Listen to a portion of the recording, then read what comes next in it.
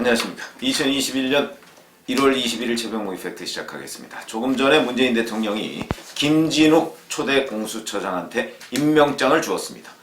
그래서 오늘 오후에 조금 전에 또 공수처가 현판식을 했습니다. 공수처가 있는 위치는 정부 과천청사에 있다고 합니다. 그러니까 과천청사에 이제 공수처가 들어서는 것인데, 이 공수처가 지금 처장 하나만 임명해놨습니다. 그러니까 나홀로 공수처가 지금 간판을 달아놓은 셈인데, 자, 그러면 제대로 된 공수처는 언제쯤 우리가 모습을 보게 될 것이냐, 그리고 그 공수처에서 첫 번째 사건은 뭐가 될 것이냐, 이런 걸 말씀을 드리겠습니다. 우선 지금 공수처장 취임하면 오늘이 1월 21일인데 이때부터 임기가 3년입니다. 3년이니까 이때부터 이제 원래는 원칙적으로 얘기하면 공수처는 모든 권력기관이나 이런 것으로부터 독립해 있어야 되기 때문에 사실 정부 청사에 들어가는 것 자체가 조금 우스운 일이고, 약간 독립청사가 확보됐어야 되는 것 아니냐, 이런 아쉬움이 좀 있죠. 그러면 이제 앞으로 김진욱 공수처장은 수사처 규칙을 공포하고요. 그 다음에 차장을 임명하고 인사위원회를 구성해서 검사들과 수사관을 선정을 해야 됩니다. 이거에 대해서 김진욱 처장은 인사청문회 때 한 2달쯤 걸릴 것이다, 이런 식으로 대체적으로 얘기를 했습니다. 그러니까 인사위 구성해서 공수처가 정식 출범하는 거는 1, 2주나 2, 3주. 그 다음에 한 2달쯤 뒤에 대략 1호 사건이 결정되지 않을까, 이렇게 예상을 한 적이 있었는데, 그렇게 따지면 오늘이 1월 21일이니까 이거 한 4월쯤 가야 1호 사건의 윤곽이 드러날 것이다, 이렇게 보는데, 첫 번째 차장 문제인데요. 지금 이 공수처장 김진욱 공수처장이 판사 출신 아닙니까? 판사도 얼마 안 했습니다. 그리고 헌법재판소 연구원 생활을 오래 했는데, 그러면 수사에 대해서는 거의 모른다, 이렇게 봐야 될 것이고요. 경험이 없다, 이렇게 보는 게 맞죠.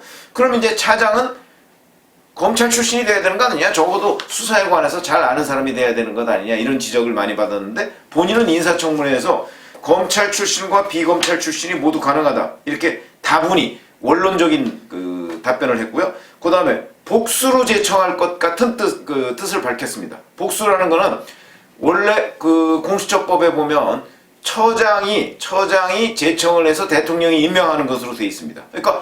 그런데 이 사람이 복수로 제청하겠다는 얘기는 2명, 3명 이렇게 하겠다는 얘기 아닙니까? 그럼 결국 대통령의 선택권을 주겠다는 것인데, 이거를 보면 김진욱 공수처장이 벌써부터 대통령의 눈치를 보는구나, 현직 대통령의 눈치를 보는구나 하는 것을 우리가 명확히 알 수 있는 대목이다. 그래서 이건 매우 부적절하다, 단수로 추천해야 되는 것이죠. 그리고 가장 큰 독립성을 확보받고 있는 공수처장이기 때문에 대통령이 여기에 영향력을 행사하려는 것도 과감하게 거부를 해야 되는데, 벌써부터 김진욱 공수처장이 흔들리는 모습을 보였다, 저는 이렇게 봅니다. 그래서 앞으로 이제 좀 이 부분은 끊임없이 문제가 될 것이고, 그리고 이제 검찰 출신이 아닌, 만약에 비검찰 출신이라면 결국 처장도 수사 경험이 없고 차장도 수사 경험이 없는 이런 사람들이 지휘하는 공수처가 산으로 가지 않겠는가, 이런 우려가 벌써부터 나오고 있습니다. 자, 그 다음에 또 하나 이제 해야 될 문제가 바로 인사위원회입니다. 인사위원회는요, 처장, 그 다음에 차장, 그 다음에 처장이 위촉하는 전문가 1명, 이렇게 해서 3명에다가 여야 교섭단체가 있는, 그러니까 민주당과 국민의힘이 추천하는 각 2명, 이렇게 해서 7명으로 인사위원회를 구성하게 되어 있습니다. 이번 인사청문회 과정에서 국민의힘이 김진욱 처장에 대해서 그렇게 비토권을 행사하지 않았습니다. 그런 점으로 본다면 인사위원회 구성은 일단 무난할 것으로 보이고요. 그럼 이 인사위원회에서 할 일이 검사, 이제 처장, 차장 빼고 공수처 검사 23명을 선정을 해야 되고, 수사관을 40명을 선정을 해야 됩니다. 이거는 대단히 아마 논란이 많이 될 것이기 때문에, 본인은 이게 한 2주 정도면 가능할 것이다, 이렇게 얘기를 했지만 1, 2주 내지 2, 3주 얘기를 했습니다만, 실질적으로 아마 더 걸리지 않겠는가, 이런 생각이 들고요. 그래서 여기 인사위원회에서 이제 이런 사람들을 다 선정하고, 행정요원이야 정부에서 파견받으면 되니까, 그렇게 되면 공수처가 공식 출범하게 되는 겁니다. 이게 대략 한 2월 말 3월 초쯤은 돼야 출범하게 되지 않을까, 이런 생각이 들고요. 그럼 그때부터 출범해서 갑자기 사건 수사할 수 있는 거 아닙니다.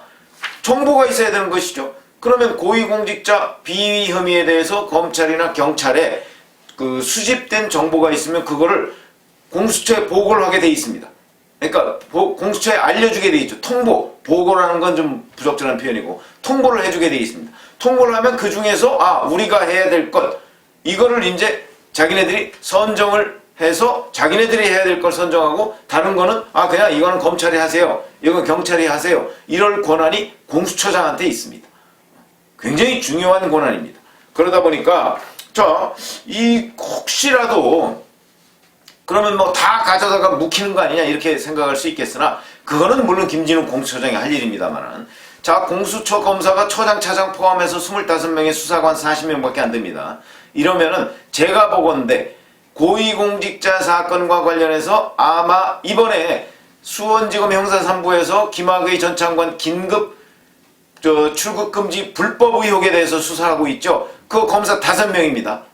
그런데 그거는 비교적 간단한 사건입니다. 오늘 공정거래위원회 출입국관리본부 다 압수수색했습니다만은 비교적 간단한 사건인데 거기에 5명의 검사가 그것도 베테랑 검사가 거기 들어가서 지금 수사를 하고 있습니다. 그러면 처장, 차장 만약에 처장은 비검찰 출신이고 차장은 어떻게 될지 모르겠지만 이 사람들은 아직 그렇게 지금 현직 검사들처럼 베테랑들이 아닙니다. 그러니까 1호 사건을 선정한다? 내지는 몇 개의 사건을 할 수 있느냐? 제가 보기에는 많아야 3개 내지 4개의 사건을 동시에 수사할 수 없을 것이다 이렇게 봅니다. 그러면 나머지는 검찰과 경찰에서 수사하도록 남겨줘야죠. 자기네들이 수사하는 거. 그래서 지금 이제 여기에 대해서 김진욱 처장은 인사청문회 때 이렇게 얘기했습니다. 1호 사건은 사회적 의미가 큰 만큼 신중하게 검토해서 결정하겠다. 이건 일반적인 얘기고요. 그러면서 이제 질문이 그러면 윤석열 검찰총장도 대상이 될 수 있느냐 이렇게 얘기하니까 모든 가능성을 열어놓겠다 이렇게 얘기를 했습니다. 이것도 저는 일반적인 원론적인 답변일 것이다 이렇게 보고요. 법조계에서 이제 떠도는 얘기들이 있습니다. 우선 첫 번째 판사 사찰 의혹 문건 이 문건을 아마 1호 사건이 되지 않을까 이렇게 또 지적하는 사람들이 있고요. 그 다음에 윤석열 검찰총장의 부인 왜냐하면 고위공직자나 그 고위공직자의 직계 전비속입니다. 그렇기 때문에 윤석열 검찰총장의 부인 주가 조작 연루 사건 이런 게 되지 않겠느냐 하는 얘기도 좀 나오고 있고 그 다음에 월성 원전 경제성 그러니까 1호기 조기 폐쇄 의혹에 대한 경제성 조작 이 부분에 관해서 지금 대전지검에서 수사를 하고 있죠. 이 부분을 가져다가 하는 것 아니냐.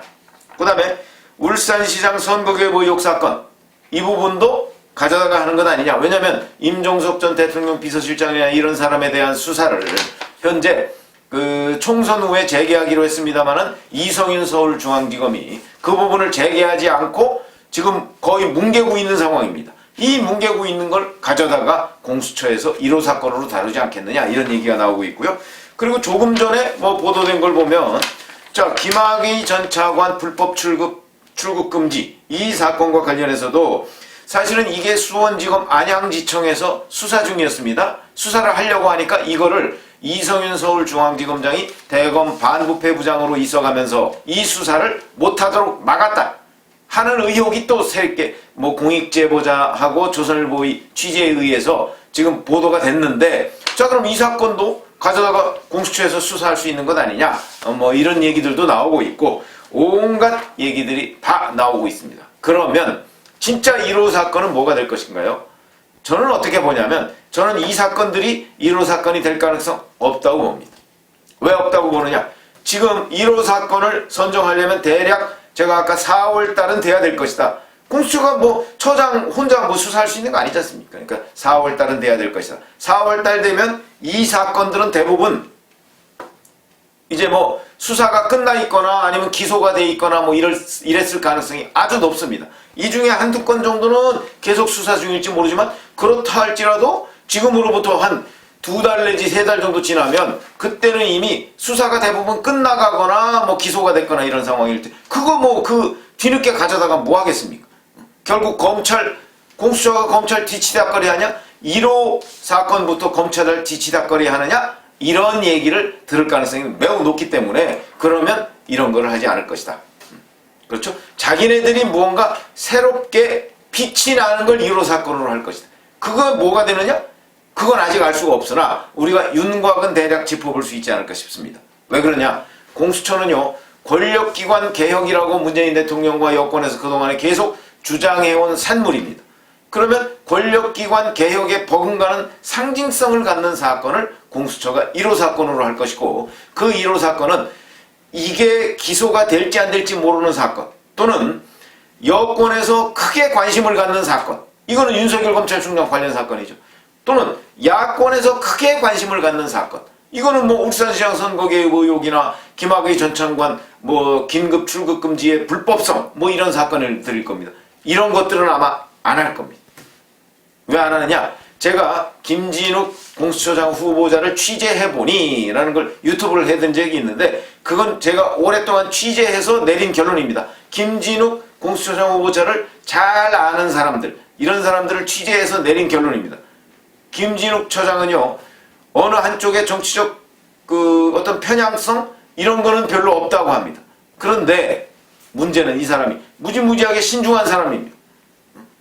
그러다 보니까 어느 쪽에 1호 사건부터 편향됐다는 소리를 들으려고 하지 않는 사람이라는 것이 저의 결론이기 때문에, 그렇다면 뭐 윤석열이나 이성윤이나 이런 사람 어느 하나를 1호 사건으로 하는 순간 또 정치권에서 김진욱은 누구 편이다, 여당 편이다, 야당 편이다, 이런 논란에 휩쓸리고, 이거는 결국은 정치적 논란에 1호 사건부터 휩쓸린다는 얘기가 되는 것이죠. 김진욱 처장이라는 사람은 그런 논란 속으로 들어가지 않을 사람이다.